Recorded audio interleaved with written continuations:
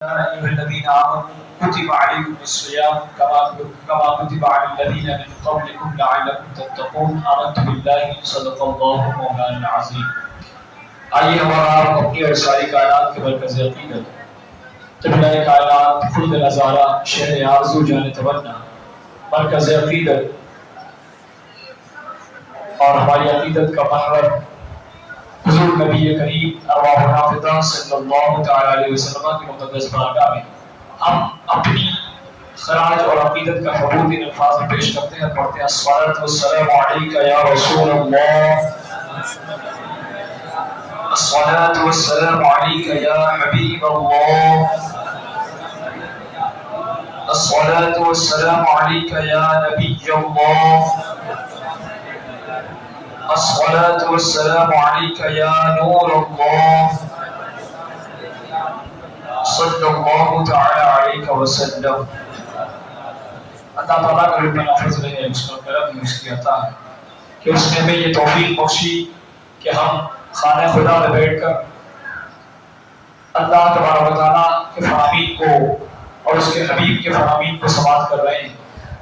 ماہ رمضان مبارک کا مقدس مہینہ جس میں ہم اور آپ سانس لے رہے ہیں، اس مہینے کا آغاز بھی ہو چکا اور آغاز میں ہی جمعہ تھا، تو پہلے جمعہ کے بعد دوسرا جمعہ میں میسر آیا اور جس عشرے میں ہم اور آپ سانس لے رہے ہیں وہ عشرہ رحمت ہے، رحمتوں والا عشرہ ہے. اللہ تبارک و تعالیٰ اس میں اپنی رحمتوں کو نچھاور فرماتا ہے، اپنی رحمتوں سے لوگوں کو مالامان فرماتا ہے، اپنی رحمتوں سے لوگوں کو نوازتا ہے. یہ عشرہ بھی ختم نہیں ہوا ہے، یہ عشرہ بھی باقی ہے اور تقریباً 10 روزے تو ہو ہی گئے ہوں گے. ہوئے نہیں ہوئے؟ 10 ہوئے؟ کتنے ہوئے؟ 8 روزے ہو گئے. ٹھیک ہے، یعنی ذہن میں ایک چیز محفوظ ہے کہ 8 روزے ہوئے. باضابطہ طور پر اگر کسی سے پوچھ لیا جائے تو کنفیوژن کا شکار ہوتا ہے کہ کتنا روزہ ہوا. پہلا تو تقریباً ابھی 2 روز باقی ہیں رحمت کا عشرہ ختم ہونے میں، اور یہ رحمت کا عشرہ ہے. اس کے بعد مغفرت کا عشرہ ہوگا، اس کے بعد جہنم سے آزادی کا عشرہ ہوگا، اور اس طریقے سے یہ مہینہ ختم ہو جائے گا. بڑی تیزی کے ساتھ اور برق رفتاری کے ساتھ یہ مہینہ گزرنے کو ہے. اور قرآن پاک میں ہے اس تعلق سے، قرآن پاک میں اللہ پاک نے ارشاد فرماتا ہے کہ ایام معدودات، یہ ہے گنتی کے دن، یہ ہے گنتی. جسے میسر ہو وہ روزہ رکھے. مسافر اور مریض کو چھوٹ دی گئی کہ بعد میں رکھے، لیکن جو مقیم ہیں، جو صحت مند ہیں، انہیں حکم دیا گیا کہ تم روزہ رکھو. جو صحت مند ہیں، توانا ہیں، تندرست ہیں، بلا خوف و خطر کو روزہ رکھے، یہ حکم دیا گیا. اور جو حالت سفر میں ہے، سفر مکمل ہونے کے بعد وہ روزے کی اور دیگر روزے کو کنٹینیو یعنی مکمل رکھیں، اور جو بقیہ روزے چھوٹ گئے اسے قضا کریں. آپ دنوں میں قضا کریں. جو مریض ہے، ایسا مریض کہ ان دنوں میں بہت سخت بیمار تھا، اگر دوائیں نہ لے، انجیکشن گولیاں نہ لے تو وہ صحت یاب نہیں ہو سکے گا، مرض بڑھ جائے گا اور جان جانے کا خطرہ ہوگا. تو حکم یہ ہے کہ پھر وہ روزہ جو ہے نہ رکھتے ہوئے دواؤں پر توجہ دیں. ایسا نہیں کہ خالی اپنی طرف سے تخمینہ لگا لیا کہ نہیں ابھی میں اگر دوا نہیں کھاؤں گا تو واقعی بیمار پڑ جاؤں گا، یعنی اپنی طرف سے اگر بنا لیا تب تو منع ہے. اور اگر یہ لازمی طور پر اسے معلوم ہے کہ اگر دوائیں نہیں دی گئی، وقت پر خوراک نہیں لی گئی، کھانے نہیں لیے گئے، جو بھی ڈاکٹر نے کہا کہ دودھ کے ساتھ تمہیں کھانا ہے یا تھوڑا کھانا کھا کے پھر یہ دوا کھانا، یہ معلوم ہے، تو پھر اسے چاہیے کہ وہ دواؤں کا انتظام کرے اور اپنی غذا پر توجہ دے. اور جب دوا کا وہ کورس مکمل ہو اور بیمار شفا پا جائے تو ان دنوں کی قضا وہ غیر رمضان میں کرے، ان دنوں کی قضا غیر رمضان. لیکن بعض لوگ اس کی قضا بھی نہیں کرتے، بعض لوگ ماہ رمضان میں چھوٹے ہوئے روزوں کی قضا بھی نہیں کرتے. اس کی قضا ضروری ہے. اور پھر صحت مند ہو گیا تو انہی دنوں سے پھر وہ روزہ رکھنا شروع کرے گا. بعض لوگوں کی بچپن سے عادت نہ پڑی روزہ رکھنے کی تو آج بھی وہ کھاتے ہیں، جب پوری قوم کھانا چھوڑتی ہوتی ہے تب وہ کھاتے ہیں. ان کی بےحسی کا حال یہ ہے کہ کھانا ہونے کے باوجود بھی ہر طرح کے پکوان اور طرح طرح کے انواع و اقسام کے کھانے ہمارے پاس موجود ہیں، لیکن ہم نے محض رضائی الہی کے خاطر اپنے آپ کو کھانے سے دور رکھا ہے، باز رکھا ہے. ہر چیز ہمارے پاس ہے، کیا نہیں ہے، لیکن ہم نہیں کھائیں گے. اس لیے نہیں کھائیں گے کیونکہ ہمارے رب کو یہ پسند نہیں ہے، ہمارے رب کو یہ منظور نہیں ہے کہ ہم اس وقت کھانا کھائیں. اس کے حکم کی بجاوری کرنا ہے. تو کتنے تو کھانا چھوڑ دیے ہوتے ہیں تو کتنوں کی بے حسی کا حال یہ ہوتا ہے کہ وہ کھانا پکڑ لیتے ہیں اور پسے پردہ کھا رہے ہوتے ہیں، عوام سے بچ کر، لوگوں کی نگاہوں سے بچ کر. لیکن انہیں اس بات کا احساس نہیں ہے کہ ہمیں دیکھنے والا کوئی اور ہے.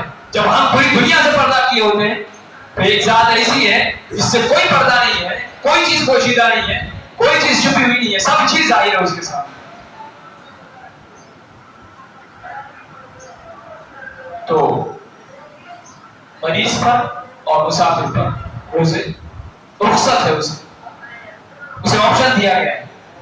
اور اگر حالت سفر میں بھی رکھ لیں تو واہ واہ روزہ مانا جائے گا. لیکن معلوم ہے کہ سفر صعوبتوں سے گزرے گا، وہ تکلیف ہے، سفر میں کیسے حالات پیش آئے نہیں پتا اسے، تو اس کے لیے رخصت دی گئی، اسے آپشن دیا گیا کہ چاہو تو تم رکھ لو، چاہو تو بعد میں رکھنا.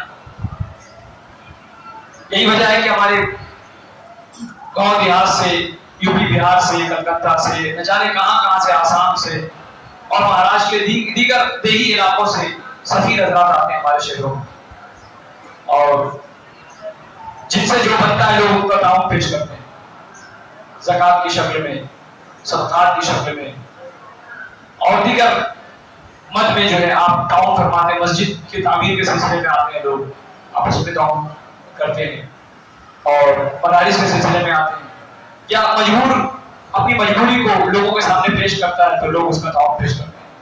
تو بعض دفعہ ایسا ہوتا ہے کہ وہ حالت سفر میں ہو تو پھر اتنی اجازت ہوتی ہے کہ وہ روزہ نہ بھی رکھے، تو شریعت نے انہیں اجازت دی ہوئی،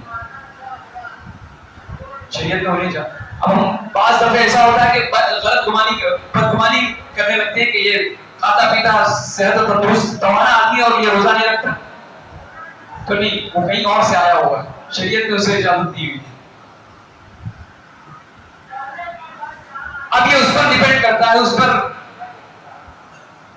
اسے یہ فیصلہ کرنا ہے کہ میں اسے پہنچنے کے بعد اپنے مقام تک، اپنی منزل پر پہنچنے کے بعد پھر میں روزہ رکھوں، یہ اس کی ذمہ داری ہوتی ہے. اب وہ کیا کرتا ہے کیا نہیں کرتا وہ اللہ کے نزدیک جواب ہے، لیکن جب وہ آئے ہمارے پاس تو ہماری ذمہ داری ہوتی ہے کہ اس کا اپنے طریقے سے اس کا تعاون پیش کریں، اس کا تعاون کر کے اس کا دل جیتنے کی کوشش کریں، اس کی دعائیں لیں. بڑے ارمان سے لوگ آتے ہیں، اور بہت ایسے بھی ہیں جو پیشہ ور ہیں، جو سال بھر مانگتے ہیں، کبھی ان کی بھیک ختم نہیں ہوتی، چاہے لاکھ مانگے چاہے ہزار مانگے ان کی بھیک تو ختم نہیں ہونی ہے، ان کا درد، ان کا پیڑا، ان کی تکلیف جو ہے وہ ختم نہیں ہونی. تو ایسے بھی ہے ہمارے یہاں. اسپیشلی زکوٰۃ کے مسئلے میں یہ مسئلہ ہے. بات تو روزے کی چل رہی تھی لیکن زکوٰۃ کی بات، زکوٰۃ کے مسئلے میں یہ مسئلہ ہے کہ زکوٰۃ آپ جب ادا کریں گے تو آپ کی ذمہ داری بنتی ہے کہ ہماری زکوٰۃ ادا ہو رہی ہے یا نہیں ہو رہی ہے، اس کی تحقیق بھی کرنا آپ کی ذمہ داری ہے. آپ نے زکوٰۃ دے دیا فقط اور آپ بری ہو گئے، ایسا نہیں، تب کہ آپ کی پکڑ ہو گئی. زکوٰۃ کے لیے یہ حکم ہے کہ آپ زکوٰۃ جب دیں گے تو تحری کرنا ضروری ہے کہ میں اس شخص کو زکوٰۃ دے رہا ہوں، واقعی یہ مستحق ہے. اور آپ نے اپنے طریقے سے تحری کرنے کی کوشش کی، سوچ و وچار کیا کہ یہ واقعی مستحق ہے. تمام باتوں کو سننے کے بعد یا ادھر ادھر سے آپ نے معلومات اکٹھا کی کہ ہاں ہمارا شخص جو ہے واقعی مستحق ہے، اس کا تعاون کرنا چاہیے، اس کی مدد کرنی چاہیے. تو تب اس کے بعد اگر آپ نے قدم بڑھایا اور آپ نے اسے زکوٰۃ دی تو آپ کی زکوٰۃ ادا ہو. لیکن اگر آپ نے تحقیق نہیں کی، تحری نہیں کی، سوچ و وچار نہیں کیا اور یوں اٹھا کے دے دیا کہ میں تو دے دیتا ہوں اللہ مالک، تو آپ گنہگار ہیں. آپ کی زکوٰۃ بھی بعض اوقات آپ کی زکوٰۃ بھی ادا نہیں ہوگی. تو بہت سارے ایسے پیشہ ور لوگ ہوتے ہیں ہمارے رمضان میں، ایک سے ایک لوگ آتے ہیں تکلیف بیان کرنے والے، اور رمضان بھی نکل آتے ہیں اور لوگ دیتے بھی. تو بہرحال زکوٰۃ کے مسئلے میں بڑے محتاط طریقے سے ہمیں جو ہے وہ زکوٰۃ کی رقم کو دینا. اور اگر آپ تعاون پیش کرنا چاہتے ہیں تو دوسرے مد سے آپ تعاون پیش کریں جتنا ہو سکے، آپ اپنی حیثیت کے مطابق کریں. اس زکات کے رقم میں آپ محتاط رہے کہ کام کیا کریں۔ عرض میں کر رہا تھا کہ یہ ماہ رمضان مبارک کا مہینہ ہے، پہلا عشرہ ہے، اور پہلا عشرہ جو ہے یہ تقریباً ختم ہونے کو ہے، لیکن اس سے پہلے ہم ختم ہونے کو ہے۔ رب کی رحمت نے رحمت برسانا نہ چھوڑا اور ہم نے اپنا دامن تنگ کرنا شروع کر دیا، ہم سمیٹنا شروع ہو گئے، ہم سمٹنا شروع ہو گئے، ہم نے آپ کو محفوظ کرنا شروع کر دیا۔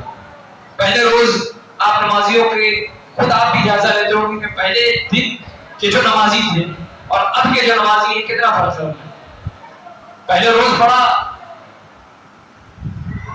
فرض کو احتشام تھا، بڑی ہمی تھی، بڑی جو مجمع کثیر تعداد میں مجمع نظر آتا تھا، کئی سر نظر آتے تھے، لیکن جو ہے ماہ رمضان ختم ہونے کی طرف ہے، جنت کا مجدہ ملنے والا ہے، ہم جو ہے چل دیے راستے سے، ہم بھاگ گئے، اس کمپٹیشن میں حصہ ہی نہیں لیا، اس مقابلے میں ہم کھڑے ہی نہیں ہوئے اور رب کی رضا حاصل کرنے کی کوشش ہی نہیں کی، اور پھر دعا کرتے ہیں کہ اللہ ہم پر رحم فرما، ہمارے روزوں کو قبول فرما، اور دیگر چیزیں کہاں سے ہوگی قبول۔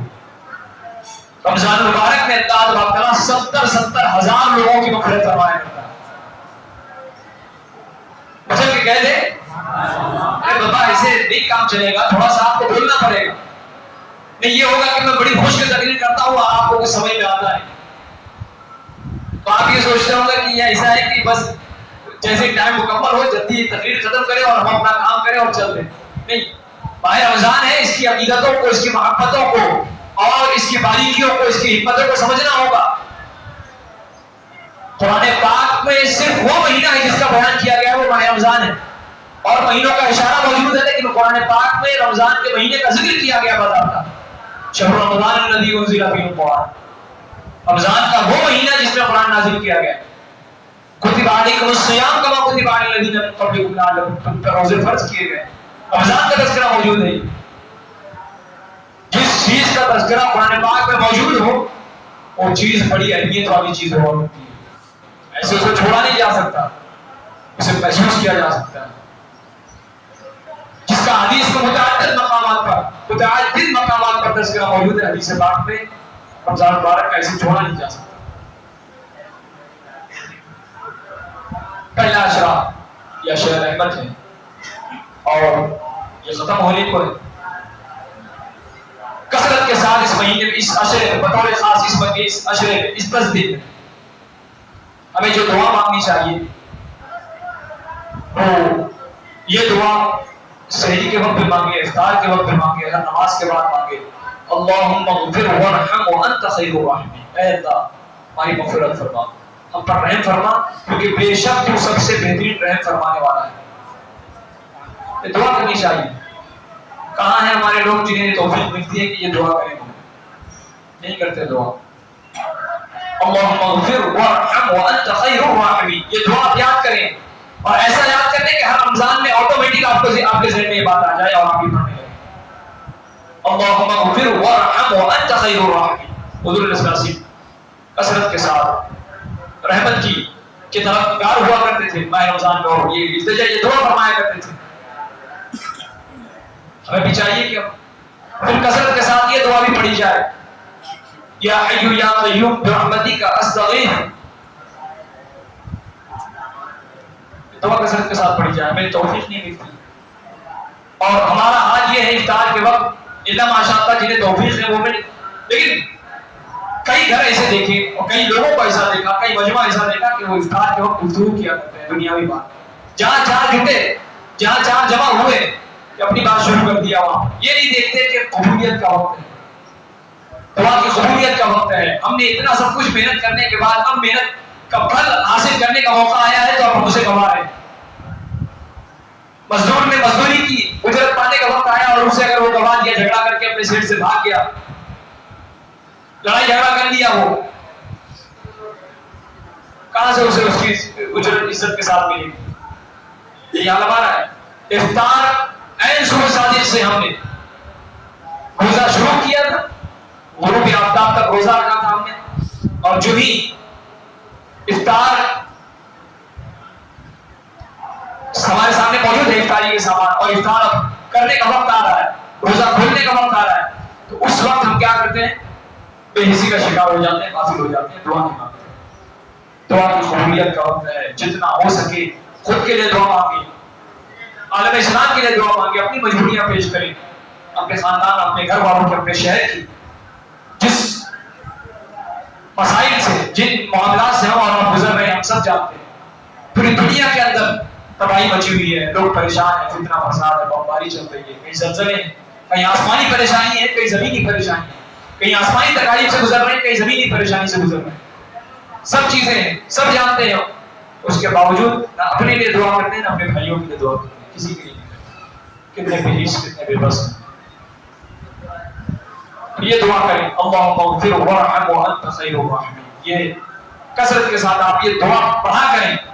اور ایک اور بات یہ ہے کہ تراویح ہے، پہلے دن دیکھا تھا ہم نے کہ تراویح کے لیے کھچا کھچ لوگ بھرے ہوئے تھے، یہاں سے لے کے نیچے، نیچے سے لے کے اوپر، سب بھرے ہوئے تھے، اور جو ہی جو ہے 2-3 دن ہوا کہ اسپرائٹ والا جوش ہوتا ہے، وہ اسپرائٹ کہتے ہیں ٹھنڈا، اس کا جوش کیسا ہوتا ہے؟ وہ ہمارا تو بہت تیزی کے ساتھ وہ فیس باہر آتا ہے، پھر اس کے بعد وہ ختم۔ بالکل اسی طریقے سے آپ کا جوش ہے، وقتی جوش۔ ایک مہینہ آپ اسے برقرار بھی نہیں رکھ پائیں گے، ایک مہینہ آپ اسے برقرار نہیں رکھ پائیں گے، آپ کے اندر وہ طاقت ہی نہیں ہے، اگر ہے تو اس کا مظاہرہ آپ کریں، ورنہ آپ کے اندر یہ طاقت نہیں کہ آپ ایک مہینہ ماہ رمضان کی بہو جیسا اس کا حق ہے ویسے قدر کر لیں، آپ نہیں کر سکیں گے آپ، الا ماشاء اللہ۔ اتنی بڑی آبادی، ہزاروں ہزار گھر موجود ہیں، ہر گھر کا ایک فرد آئے تو ماہ رمضان میں ایسی مسجدیں بنتی ہیں، اور ماہ رمضان کیا سال بھر مسجدیں بنی رہتی، لیکن وہ تو ہم سے ہوتا نہیں۔ اس برائٹ کا جوش، میں نے کہا وہ کتنا وقتی ہوتا ہے، 2-3 دن تراویح ہم نے پڑھی، اب ہم نے سمجھ لیا کہ پورا رمضان پار اللہ تعالیٰ معاف فرما دے گا۔ اللہ کے رسول کا اظہار دو عالم صلی اللہ علیہ وسلم ایک روز ممبر پر جب وقت تھے، اور جناب جبریل علیہ السلام نے دعا فرمائی، ہلاک ہو وہ شخص۔ 3 باتیں تھیں، 3 میں سے میں ایک بات کو بطور خاص بیان کرنا ضرور سمجھتا ہوں۔ جناب جبریل علیہ السلام نے دعا فرمائی، اور آقا علیہ السلام ممبر کے ایک سینے پر، ایک سیڑھی پر قدم رکھتے ہیں، آمین کہتے ہیں بلند آواز سے، دوسرے سینے پر قدم رکھتے ہیں، آمین کہتے ہیں، تیسرے سینے پر قدم رکھتے ہیں، آمین کہتے ہیں۔ صحابہ سجدہ ہو گئے، پریشان ہو گئے، یہ کیا ہو رہا ہے کہ حضور علیہ السلام آمین کہہ رہے ہیں، اور کوئی ایسا موقع تو ہے نہیں، دعا سنے بھی نہیں ہو، یا کوئی ایسی چیز نہ سنے جس پہ دعا لازم آتی ہو، آدمی آمین کہے، ایسا کچھ تو ہم نے سنا نہیں۔ صحابہ نے پوچھا رسول اللہ یہ کیا ماجرا تھا؟ حضور نے فرمایا کہ میرے پاس جناب جبریل آئے تھے، وہ دعا کر رہے تھے کہ جس نے ماہ رمضان کو پایا اور ماہ رمضان کے پانے کے بعد اپنی بخشش نہ کرانی، تباہ ہو وہ شخص، ہلاک ہو جائے وہ شخص، اس کے ناک خاک آلود ہو۔ تو میں نے کہا آمین۔ آپ اندازہ لگائیں، جناب جبریل دعا کرنے والے، سید الملائکہ فرشتوں کے سردار دعا فرمانے والے، اور سید الانبیاء دعا پر آمین کہنے والے، ایسے شخص کو محرومیت سے کون بچا پائے گا؟ جس شخص کے تعلق سے جناب جبریل دعا کرے اور حضور علیہ السلام جو ہے آمین فرمائے، کتنا محروم شخص ہوگا جو رمضان کا مہینہ پانے کے بعد بھی اپنی بخشش نہ کروا لے، اپنی نجات کا ذریعہ نہ بنا لے، اپنے آپ کو خوش قسمت میں اپنا نام شامل نہ کرا لے۔ کیسا بدبخت ہوگا وہ شخص، کتنا محروم القسمت وہ شخص ہوگا جو رمضان کا مہینہ پانے کے بعد بھی محروم رہا۔ ہمیں اور آپ کو بڑی باریکی کے ساتھ ماہ رمضان کو سمجھنا ہوگا، ماہ رمضان کی پرکیف ساعتوں کو محسوس کرنا ہوگا کہ کتنی برکت ہے اس کی، کتنی برکت ہے، کتنی برکت ہے، ہر ساعت برکت والی ہے، ہر ساعت برکت والی ہے۔ میں نہیں سمجھتا کہ آپ کثرت کے ساتھ قرآن پاک پڑھتے ہو گے، الا ماشاء اللہ۔ اگر میرا گمان صحیح ہے تو آپ یہ بات بتائیں کہ آپ واقعی کثرت کے ساتھ قرآن پاک پڑھتے ہیں۔ ہمیں فرصت ہو تو، ہمیں فرصت ملے گی تو نہ ہم پڑھیں گے۔ इल्ला माशाअल्लाह मैं देखता हूँ कुछ चेहरे ऐसे मौजूद हैं जो मुस्तकिल कुरान पाक पढ़ रहे होते हैं, लेकिन और क्या कुरान पाक उनके लिए नहीं आया, या क्या कुरान पाक की जरूरत उन्हें नहीं है? माह रमजान में सहाबा इकराम का माहौल था, कसरत के साथ कुरान पाक की तिलावत फरमाया करते थे, यहाँ तक कि खत्म कुरान किया करते थे रोजाना। बाज सहाबा इकराम, बाज जो है बुजुर्गान दीन से ये साबित है कि वो एक रात में एक कुरान इस तरीके से, और बाज लोगों से ये साबित है कि रात के 2 हिस्से यानी दिन के 2 हिस्से में वो कुरान पाक खत्म किया करते थे।